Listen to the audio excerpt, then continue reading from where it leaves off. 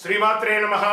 Welcome to Sadhguru జ్యోతిషాలయం వారి ఈ నెల మార్చి నెల 2024కు సంబంధించినటువంటి ద్వాదశ రాశి ఫలితాలని మనం తెలుసుకోబోతున్నాం. అందులో ఈ నెల చాలా ముఖ్యమైనటువంటి ఒక అద్భుతమైనటువంటి నెల.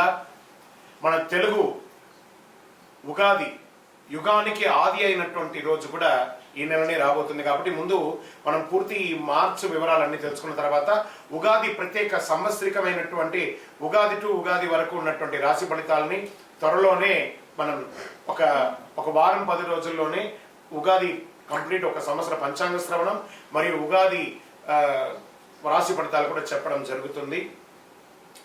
జ్యోతిష్ శాస్త్రం అనేది ఒక పడుతున్న వర్షానికి ఒక గొడుగే మాత్రం. జ్యోతిష్ శాస్త్రం జీవితం కాదు, బాగా గుర్తుపెట్టుకోవాలి. మీ యొక్క జాతకం మీరు తెలుసుకోవాలనుకున్నటువంటి వాళ్ళు ఇక్కడ మనం చెప్పబడేదంతా కూడా గోచార గ్రహస్థితులు అన్నింటినీ దృష్టిలో పెట్టుకొని చెప్తాం. ఒకరిని ఎక్కువ ఒకరు తక్కువ కదా, అన్ని వర్గాల వాళ్ళని. ఇదొక మ్యాథమెటిక్స్ అండి. చక్కగా దీన్ని గణించి ఏ గ్రహాలు ఈ నెల ఏ గ్రహాలు ఏ పాదాలు ఎక్కడెక్కడ వారి ప్రయాణం ఉంది, ఆ గ్రహాల యొక్క ప్రయాణం వల్ల ఆ రాసులకి ఎలా జరుగుతుందని నిర్ణయించే ఒక ఇది. ఏదో గాలికి చెప్పి అలా కెమెరాల ముందర వచ్చి చెప్పే కాదు ఈ పద్ధతి. చంద్రమౌళి వెంకటేష్ శర్మ ఒక ప్రిడిక్షన్ ఇస్తున్నారంటే దాంట్లో ఏదైనా ఒక ప్రమాణం ఉండాలి. చాలా పెద్ద పెద్ద వాళ్ళతో డిస్కస్ చేస్తాం ఈ నెల ఎలా ఉంటుంది, మహామహా పండితులతో డిస్కస్ చేసి దీన్ని తీసుకొచ్చి పెట్టడం జరుగుతుందండి. ఇది మీ యొక్క వ్యక్తిగత జీవితానికి ఒక 40% మాత్రమే వర్తిస్తుంది ఈ యూనివర్సల్ ప్రిడిక్షన్. కానీ మీ పూర్తి జాతకం మీరు తెలుసుకోవాలి అని అనుకుంటే మీ యొక్క date of birth, time of birth, place of birth అవన్నీ కూడా మీ పరిసర ప్రాంతాల్లో ఉన్నటువంటి జ్యోతిష్ శాస్త్ర నిపుణులు సద్గురువుని సంప్రదించి వారిని గౌరవించి మీ యొక్క రాశి ఫలితాలను తెలుసుకోండి. మీ లగ్నం ద్వారా మీ యొక్క పుట్టిన టైం ద్వారా సంపూర్ణ జాతకం అనేది వస్తుంది. గురుగారు నేను మీ దగ్గర తెలుసుకోవాలనుకుంటున్నాం అంటున్నారా? మా కింద కనబడుతున్నటువంటి మా యొక్క నంబర్కి మీ యొక్క name, date of birth, time of birth, place of birth వాట్సాప్లో చేయాలి. చేసిన తర్వాత మేము మీకు రిప్లై ఇస్తాం. ఫోన్ చేయకూడదు. మళ్ళీ ఇంకొక విషయం, జాతకం చెప్పేవాళ్ళు మాకు ఆర్థిక సమస్యలు ఉన్నాయండి, మాకు జాతకం చెప్పాలంటే బాగా సంపాదించండి, అప్పులు తెచ్చుకుంటే అప్పులు తీర్చండి, సంపాదించి ఆ కష్టాలన్నీ తీర్చుకోవాలి. కానీ జాతకం చెప్పుకుంటే ఆర్థిక సమస్యలు తీరిపోదు. గ్రహ దోషం ఎలా ఉంటుందో అదే మాకు చెప్తాం. మళ్ళీ ఇల్లీగల్ అఫైర్స్ గురించి దయచేసి దయచేసి దయచేసి అడగకండి. ఈ మధ్య క్వశ్చన్స్ అవే ఎక్కువ వస్తున్నాయి. ప్లీజ్ అలా అడగకండి.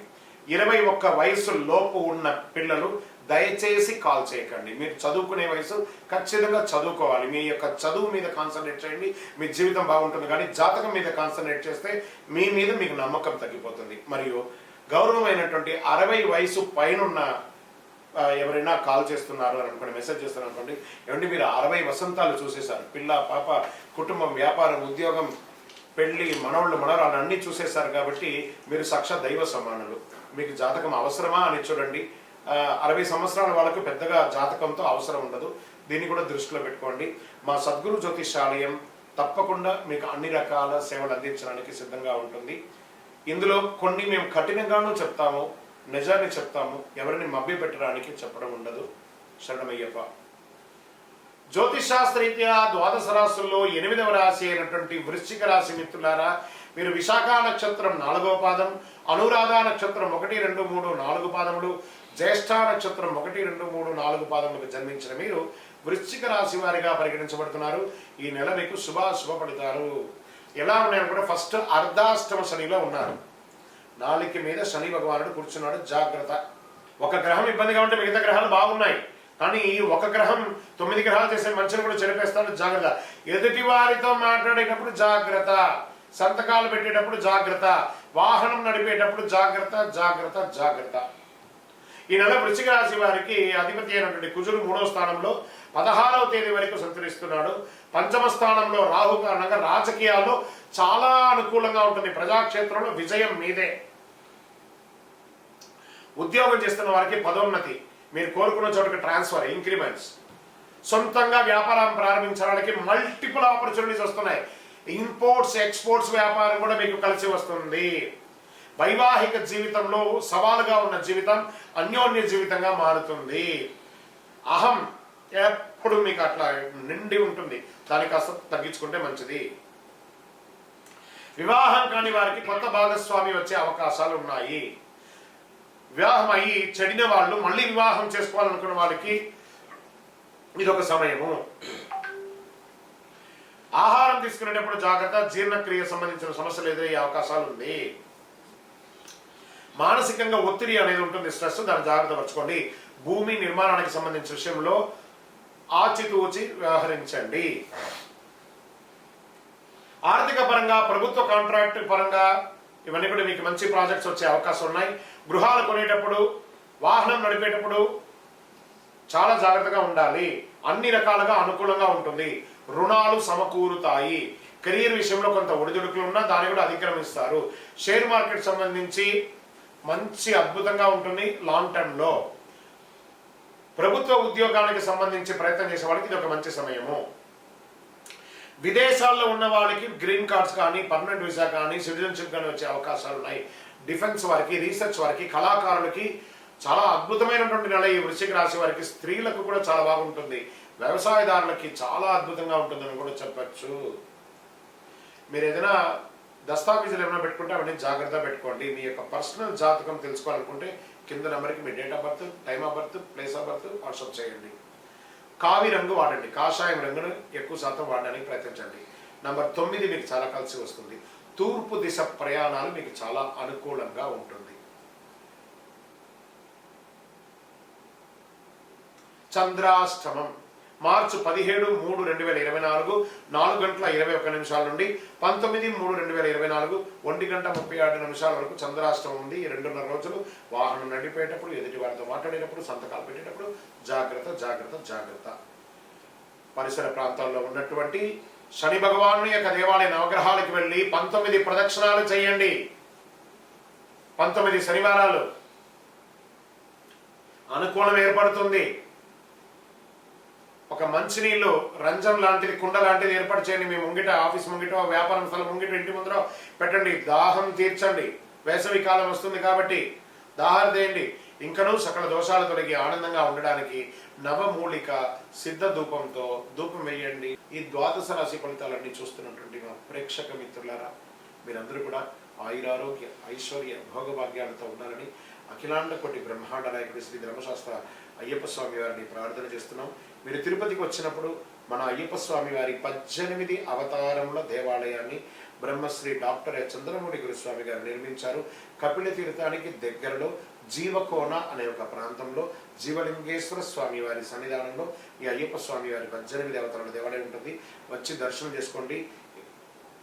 భగవత్కృపతో అనుగ్రహం ఉంటేనే ఆ దేవాలయంలో మనం అడుగు పెట్టగలం. అంత అద్భుతమైనటువంటి దేవాలయం. ఆ దేవాలయంలో వచ్చి స్వామివారిని దర్శనం చేసుకోండి.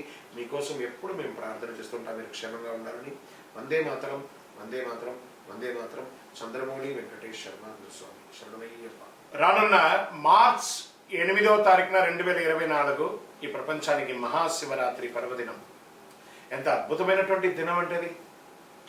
అసలు మహాశివరాత్రి అంటే ఏంటి, ఆ రోజు పాటించవలసినటువంటి ముఖ్యమైనటువంటి అంశాలు ఏంటి, దాని గురించి మనం ఇప్పుడు తెలుసుకుందాం. అసలు శివరాత్రి ఎలా చేస్తారు, ఎలా వచ్చింది, ఆ రోజు ఎందుకు చేస్తున్నాం అని కూడా.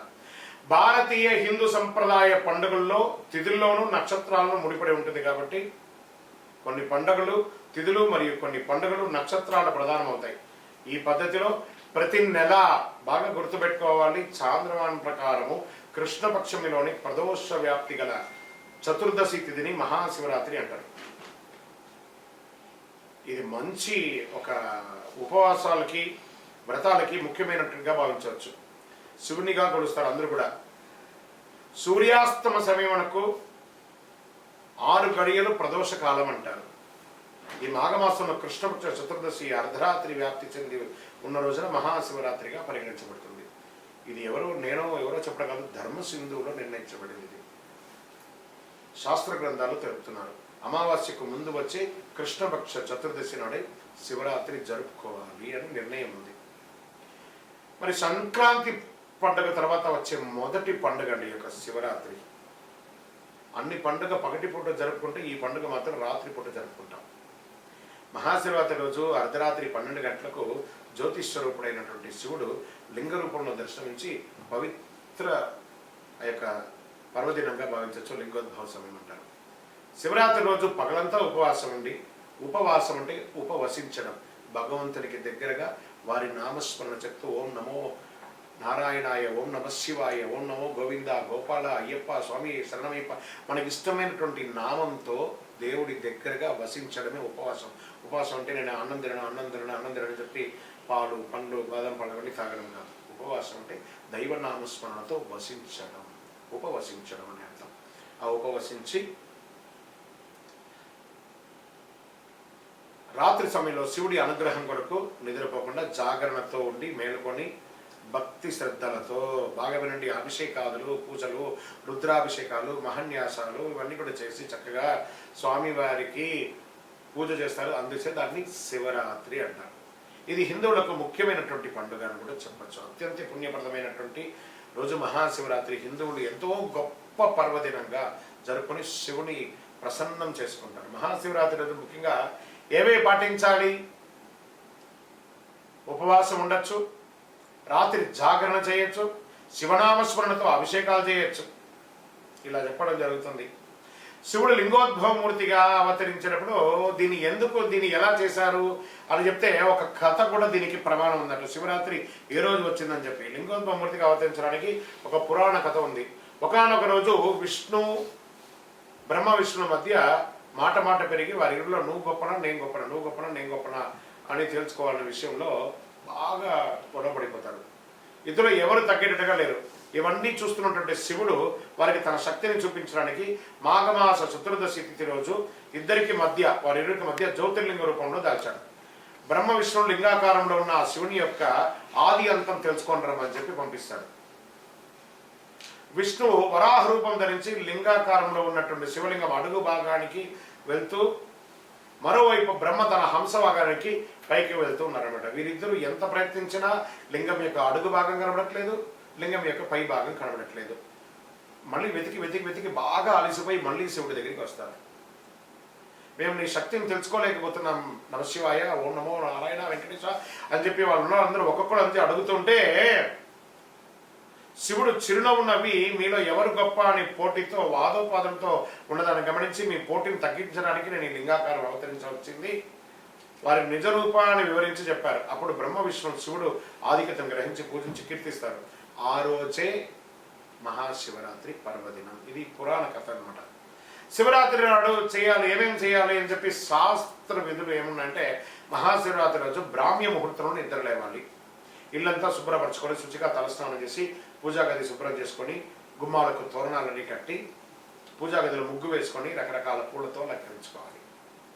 లింగాకారంలో ఉన్న శివుడికి శుద్ధ జలంతో, గంగా జలంతో, ఆవు పాడుతో, పంచామృతంతో, వివిధ రకాల అభిషేక ద్రవ్యాలతో అభిషేకం చేసుకోవాలి. బిల్వ దళాలు, బిల్వపత్రాలు, తుమ్మిగ పూలు, గోగు పూలు, తెల్లని పచ్చని పూలు, శివనామాలతో, శివ సహస్రనామాలతో, లింగాస్త్రంతో అన్నింటిలోనూ స్వామివారిని పూజ చేసుకోవచ్చు. ఉదయం 9 గంటల లోపు అభిషేకాలు చేస్తే పూజకు ఉత్తమ ఫలితమైన వస్తుంది. పంచాక్షరి మంత్రం, ఓం నమశివాయ పంచాక్షరి మంత్రం చెప్తుండొచ్చు. ఇంకేమేమి పెట్టచ్చు అంటే తాంబూలం, చిలకడ దుంప, అరటి పండు, జామ పండు, ఖర్జూర పండు ఇవన్నీ సమర్పించుకోవచ్చు. నిష్ఠతో శివాష్టోత్తరం పంచాక్షరి మంత్రాన్ని పఠించాలి. ప్రాతకాలం నుండి పూజలు చేసుకుంటూ దైవనామస్మరణతో ఉండండి.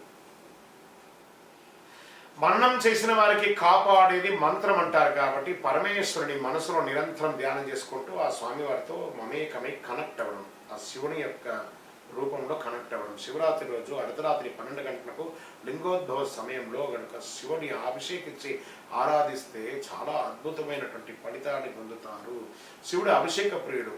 స్వామికి భక్తితో నీళ్లు ఓం నమ శివాయ అని చేయండి. బ్రహ్మమురారేశ్వర అర్చిత లింగం ఆయనకు పోయండి, చక్కగా ఆనందపడతాడు. భక్తి ప్రధానం, దీనికి భక్తి మాత్రమే ప్రధానం, ద్రవ్యం కాదు ప్రధానం.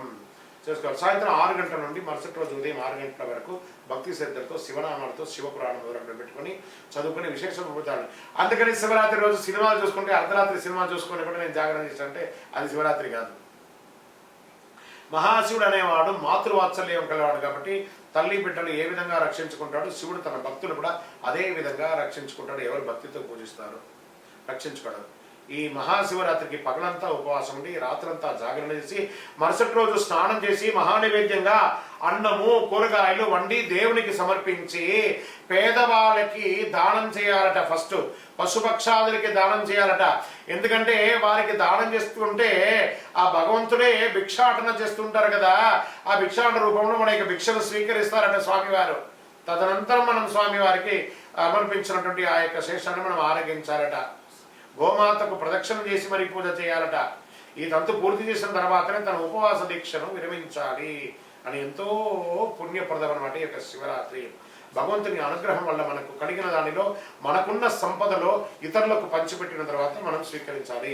సాక్షాత్ పరమశివుడు తన భక్తుల బాధలను స్వీకరించడానికి భిక్షాటన చేస్తూ వారు చేసే దాన రూపంలో వారి యొక్క కష్టాన్ని వారి యొక్క ఆ దారిద్ర్యాన్ని తీసుకొని ఐశ్వర్యాన్ని తిరిగి వారికి అనుగ్రహ రూపంలో అందిస్తున్నారట. ముఖ్యంగా మీ ప్రాంతంలో ఉన్నటువంటి శివాలయాల్లో ఏ రోజు మహాశివరాత్రి పర్వదిన వేడుకలు చేస్తారో ఆ రోజే ఆయా ప్రాంతాల్లో ఆధార ప్రకారంగా శివరాత్రి జరుపుకుంటారనేది ఉత్తమం. మీరు కూడా మీ ఇంట్లో చేసుకోండి, దేవాలయంలో చేసుకోండి, మిత్రులందరూ కలిసి చేయండి. మీరు అపార్ట్మెంట్లో ఉన్నారు, అందరూ కలిసి చేయండి, కానీ చెయ్యండి, అద్భుతంగా చేసుకోండి. ఓం నమ శివాయ, ఓం నమ శివాయ అని చెప్పి పులకించి పోండి. అఖిలాండ కోటి బ్రహ్మాండమైనటువంటి ఆ శివుడు బోళాశంకరుడు, భక్తవ శంకరుడు ఎంత అద్భుతం అంటే ఆయన్ని ప్రార్థిస్తే ఓం నమ శివాయని పిలుస్తాడట, సర్వాన్ని ఇచ్చేస్తాడ. అట ఎంత గొప్పవాడు. నీలకంఠరా దేవా మముగానవా రావా, ఎంత అద్భుతం. నీలకంఠుడు ఆయన ప్రార్థన చేస్తే చాలట, సర్వం అనుగ్రహం ఇచ్చేస్తాడు. ఓం నమ శివాయ, ఓం నమ శివాయ, ఓం నమ శివాయ అని ఆయన ప్రార్థన చేయండి చాలు. చంద్రశేఖరుడు ఆయన నటరాజుడు, కైలాసనాథుడు, బోళాశంకరుడు ఆయన్ని ప్రార్థన చేస్తే మన జీవితం అంతా కూడా ధన్యం. ఓం నమ శివాయ, ఓం నమ శివాయ, మా ఓం నమ శివాయ. మా ప్రేక్షక మిత్రులందరికీ కూడా మహాశివరాత్రి శుభాకాంక్షలు. ఓం నమ శివాయ.